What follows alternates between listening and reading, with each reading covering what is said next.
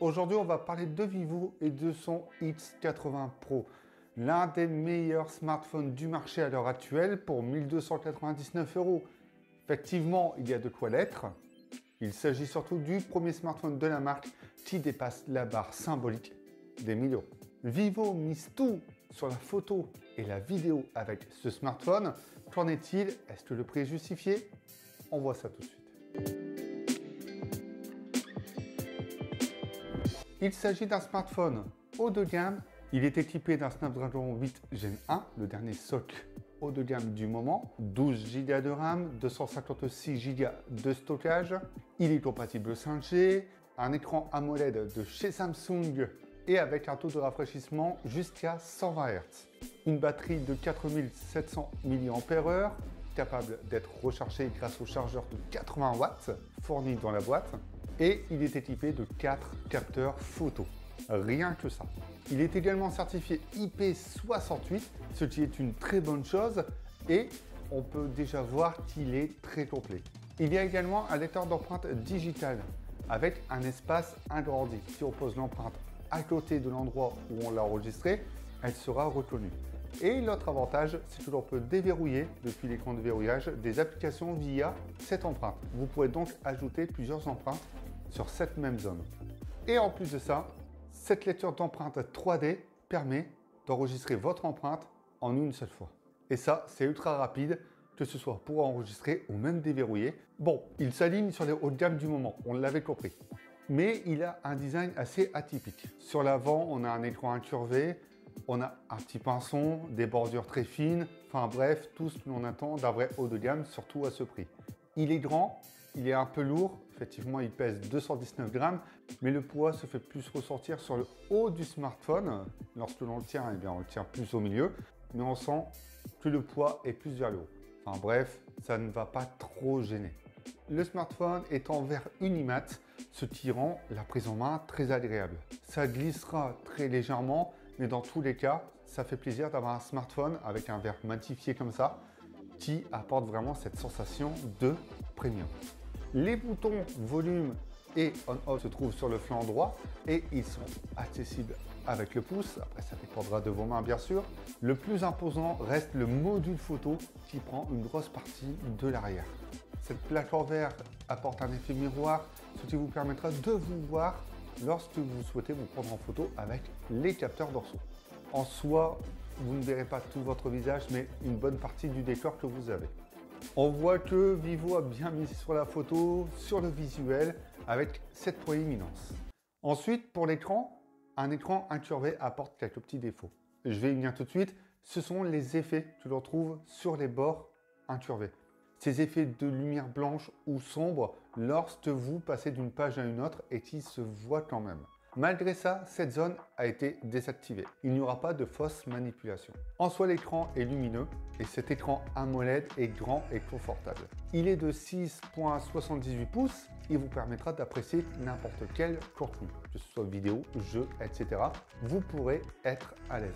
Même s'il sera grand et lourd pour certains utilisateurs, il faut s'avouer que l'écran AMOLED de chez Samsung est un excellent choix. Vous vous doutez bien, les noirs sont profonds, les couleurs sont vives, etc. En plus de ça, il y a deux modes qui vous permettront d'être paramétrés et de l'adapter à ce que vous souhaitez voir. Et on ajoute à ça la fluidité qui est augmentée dans les animations, les applications compatibles. Cette dalle est capable de descendre jusqu'à 1 Hz et de monter à 120 Hz. Et c'est tout ce que l'on attend aujourd'hui d'un écran sur un smartphone haut de gamme. Sachant qu'il y a donc trois modes, 60, 120 Hz et adaptatif. Pour le moment, tout y est. La surcouche joue un rôle également sur l'expérience utilisateur. FunTouchOS 12 est basé sur Android 12 avec un visuel qui reprend tous les codes d'Android de base. Il y aura des ajouts intéressants de la part de Vivo, notamment sur la customisation, dans les animations. En bref, tout ce qui concerne l'aspect graphique et les effets dynamiques. Et en ce qui concerne les performances quotidiennes, il va sans dire qu'il est excellent. Le Snapdragon 8 Gen 1 fait très bien son travail et il est accompagné de 12 Go de RAM, donc forcément, vous n'aurez aucun problème pour switcher d'une application classique à un jeu et de pouvoir jouer avec des performances qui sont au top. En plus de ça, il ne chauffe pas trop, ça reste raisonnable. Pour ceux qui souhaitent donc jouer et obtenir le meilleur des performances sur un smartphone, pour une utilisation quotidienne basique ou poussée, vous savez qu'il fera l'affaire. Je disais qu'il était compatible 5G également, mais aussi Wi-Fi 6. Pour l'autonomie, 4700 mAh, ça peut paraître un peu juste. Dans les faits, le smartphone vous permet de tenir la journée, voire un peu plus, si vous n'êtes pas trop gourmand. Mais si vous commencez à passer énormément de temps dessus, vous finirez votre journée de façon très juste. Mais en même temps, la charge 80 watts est présente pour vous permettre d'obtenir de 0 à 100% de batterie en à peine 35 minutes. D'autres constructeurs ne proposent déjà d'une pas de chargeur avec leur smartphone. Deuxièmement, ne proposent pas une charge aussi rapide. Pour plus ou moins le même prix, je tiens à le préciser. Pour la photo, Vivo mise tout dessus. 50 mégapixels pour le capteur principal, stabilisé OIS, un capteur ultra grand angle de 48 mégapixels, un capteur dédié au portrait et zoom x2 de 12 mégapixels et un capteur zoom x5 de 8 mégapixels. Ce smartphone est complet sur la photo et il a tous les capteurs que l'on attend. Et il est temps, ça change de certains autres capteurs. Maintenant, il y a également le partenariat avec Zeiss. Et ce partenariat a permis de développer donc la partie photo, mais également de développer des modes. En bref, si vous prenez des photos avec ce smartphone de jour, il n'y aura aucun souci, ce sera excellent. Le rendu de scène est cohérent avec ce que l'on voit. Le pitié est excellent. La plage dynamique l'est également. Enfin bref, vous aurez d'excellentes photos et très réalistes. Vous constaterez quand même parfois quelques petits tons vifs, notamment sur le vert et le bleu par exemple. Et le mode Zeiss va permettre d'atténuer cette vivacité que l'on trouve généralement sur les photos prises avec un smartphone et obtenir un cliché beaucoup plus naturel. On a également cette puce V1+, développée par Vivo, qui permet donc d'obtenir de meilleures performances en s'accouplant avec le Snapdragon 8 Gen 1 et surtout qui permet d'obtenir de meilleures performances sur la photo.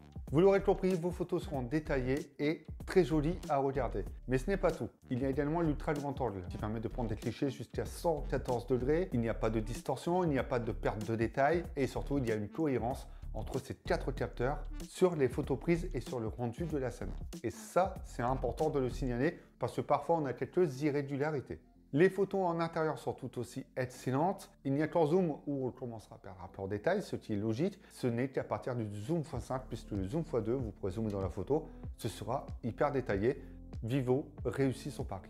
Il y a plusieurs styles différents qui portent le nom donc des modes de Zeiss pour les portraits, à savoir qu'il y aura parfois avec ces modes un problème de détourage. Alors ça se réglera de façon logicielle, je pense, mais dans tous les cas, le mode portrait de base apporte un côté très naturel au bokeh et on a parfois cette impression que ce n'est pas shooté avec un smartphone.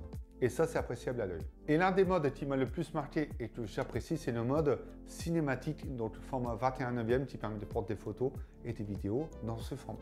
De nuit, il s'en tire très bien. Enfin, parfois, il y aura quelques petites irrégularités sur la même scène, mais ce n'est pas ultra choquant. Le zoom x5 et l'ultra grand angle n'apporteront pas autant de détails que ceux pris avec le capteur grand angle classique et x2. Il est capable de filmer en 8K et vous permet d'obtenir l'ultra stabilisation. Alors attention, même si c'est bien stabilisé, l'ultra stabilisation ne sera compatible qu'en Full HD, 1080p, 30 ou 60 fps. Et il y a un mode blocage horizon qui vous permet de maintenir votre point de vue. C'est super bien, ce n'est compatible encore une fois qu'en Full HD. Et le dernier point, c'est le mode cinématique qui permet de filmer avec un flou sur les objets en arrière-plan. C'est sympa, beaucoup de constructeurs le proposent, mais c'est pas encore ultra au point.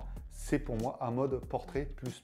Lorsqu'il y a trop d'objets derrière, eh bien on perd un peu cette notion de flou et ça commence à s'en mêler un peu les pinceaux. C'est un mode qui est très sympa à utiliser. L'autre point, c'est la caméra frontale qui filme en 1080p, non en 4K, je trouve ça un poil dommage. Dans les faits, c'est un excellent smartphone. Il a tout pour lui et il a tout pour convaincre. 1299 €, il y a déjà les leaders du marché qui sont imposés sur de tels tarifs depuis des années et ça fait bizarre de voir Vivo proposer un tel smartphone à un tel prix. C'est ce qui peut amener à se poser des petites questions sur l'achat de ce produit. Il est aussi dans le temps, voir s'il ne va pas avoir des offres pour le rendre un peu plus intéressant. Avec ce X80 Pro, Vivo arrive sur un marché déjà dominé, donc le marché de l'ultra premium, mais avec une promesse sur la photo qui est tenue. Et au vu du prix, heureusement. Il peut convaincre tous ceux qui souhaitent un smartphone ultra haut de gamme, qui souhaitent garder leur smartphone pendant des années, obtenir le meilleur des performances, le meilleur de la photo, le meilleur de l'utilisation au quotidien. Et il ne faut pas oublier qu'à 1 299 €, c'est un énorme budget et c'est pour moi le petit point faible de ce smartphone. Cette vidéo est terminée, j'espère qu'elle vous a plu et si c'est le cas, mettez un petit commentaire pour me dire ce que vous pensez de ce Vivo X80 Pro. Nous, on se retrouve bientôt pour d'autres vidéos. Pendant ce temps-là, prenez soin de vous et n'oubliez pas, amusez-vous avec vos smartphones.